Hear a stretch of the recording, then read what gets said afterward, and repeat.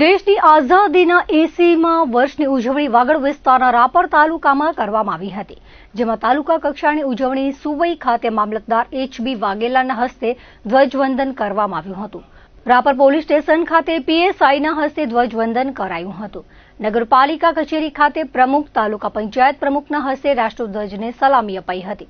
મામલતદાર કચેરી ખાતે નાયબ મામલતદારના હસ્તે ધ્વજવંદન કરવામાં આવ્યું હતું. આ પ્રસંગે અધિકારી, પદાધિકારીઓ ઉપસ્થિત રહ્યા હતા. રાપર તાલુકાના ખેંગારપર ગામે ખેંગારપર પ્રાથમિક શાળામાં સ્વતંત્રતા દિવસની આન બાન અને શાનથી ઉજવણી કરવામાં આવી હતી. રાષ્ટ્રધ્વજને સલામી આપ્યા બાદ બાળકો દ્વારા સાંસ્કૃતિક રંગારંગ કાર્યક્રમો રજૂ કરાયા હતા. 80મા સ્વતંત્રતા દિવસની ઉજવણી કરવામાં આવી.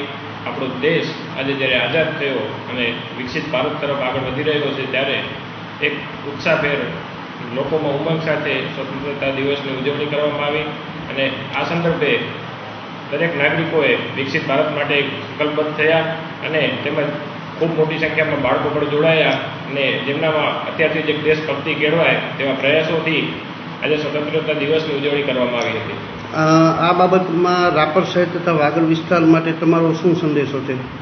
આ બાબતે આપણે સૌ એક સ્વતંત્ર પર્વ જે આપણને બહુ મહામહેનતથી સ્વતંત્રતા મળી છે તેને જાળવી રાખીએ, તેમજ આપણા મોદી સાહેબનું જે વિઝન છે 2047માં આપણું ભારત વિકસિત ભારત બને તેના માટે આપણે સૌ પ્રયાસો કરીએ, કારણ કે સૌના પ્રયાસોથી, સૌના મહેનતથી આપણે વિકસિત ભારત થઈ શકશું. અને તેના માટે નાની નાની બાબતોનું પણ ધ્યાન રાખીએ કે સ્વચ્છતા રાખીએ, આપણી જે સરકારી પ્રોપર્ટીઓ છે તેને નુકસાન ન પહોંચાડીએ, આપણે ખુદની પ્રોપર્ટી સમજીને તેની કેળવણી કરીએ અને આપણી આસપાસ અને શહેરમાં ખૂબ સ્વચ્છતા રાખીએ.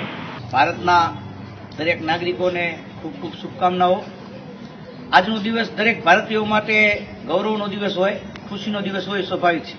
કારણ કે આજના દિવસે 1947ની અંદર આપણને 250-300 વર્ષની અંગ્રેજોની ગુલામીમાંથી આઝાદી મળી હતી.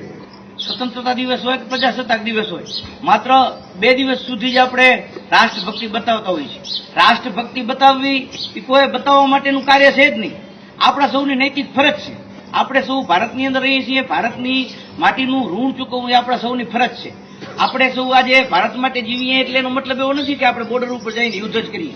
આપણે રાષ્ટ્રીય મિલકત હોય એનું સંરક્ષણ કરીએ, આપણે ક્યાંય ગંદકી ન કરીએ. અને અત્યારે તો સૌથી મોટું આપણું રાષ્ટ્રીય ફરજ એ છે કે આપણે સ્વદેશી વસ્તુ અપનાવી.